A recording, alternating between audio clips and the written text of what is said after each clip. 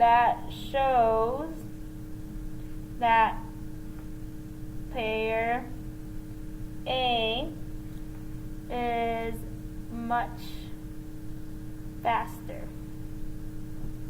Okay. Alright, so I have to write the conclusion, so I'm running out of space, so I'm going to add it to this post-it right here. Okay, so the larger difference of 1 standard deviation shows that player A is much faster. Okay, this means that player A is a better choice because he is much faster and only slightly less strong versus player B, who is going to be only slightly more strong and then much slower, right, based off their z-scores. Okay, so we have at this point answered the question, right? So we said that we are going to select player A, and then we justified our answers by talking about the z-scores that we have found. Okay, so at that point, right, we're done with this problem. I actually want to show you the scoring guidelines and see what exactly they were looking for. Okay, so we're trying to make sure that we always fully answer the question. So I'm going to go ahead and move this out of the way. Okay, so pause right now if you haven't copied everything.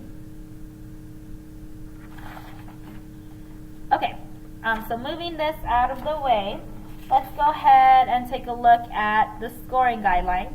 Right, so we had 3 parts, A, B, and C. They're graded as E for essentially correct, P as partially correct, and I as incorrect. Okay, so every single free response is graded like this. Now, part A is going to be E, right? It's going to be scored as an E if the answer is no, and there is a response. If the response provides a reasonable explanation based on the relationship between the mean, standard deviation, and minimum value of the data set whose distribution can be approximated by a normal distribution. No. Okay, so we're good. Now, do we have that response, right, a reasonable explanation that's based off the mean, standard deviation, and minimum value? No, it is not reasonable to believe that the distribution of the 40-yard running times is approximately normal.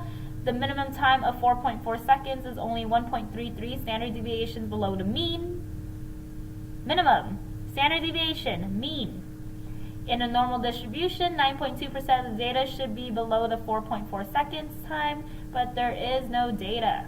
Okay, so yes, this one would be scored as an E. Now, if you look at P, you answer no, but your explanation is not very strong.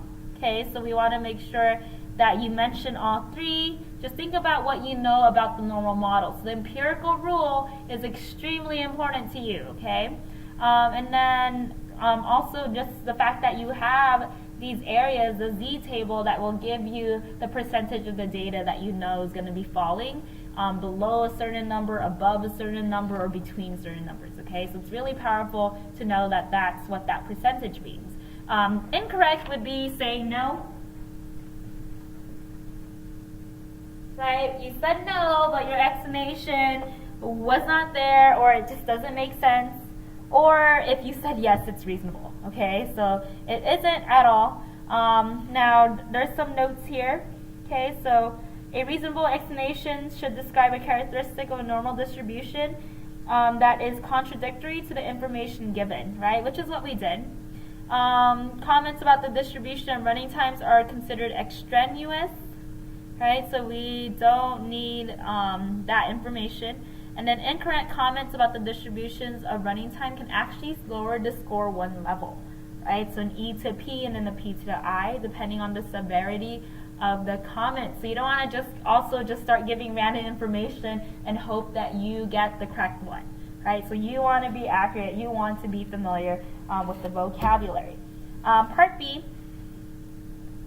So this was the one where we had to calculate the z-score and interpret it for a player who's able to lift 370 pounds.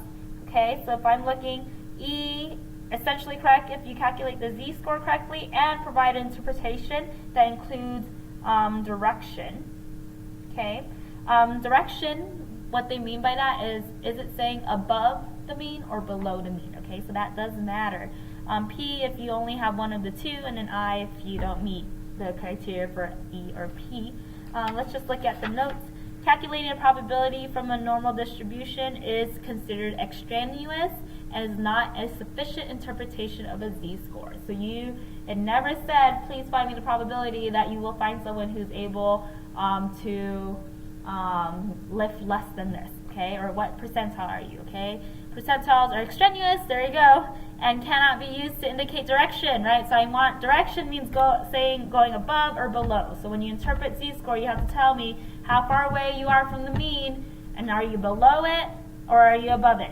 And then context is provided in the stem for the problem and is not required for the response to be considered correct.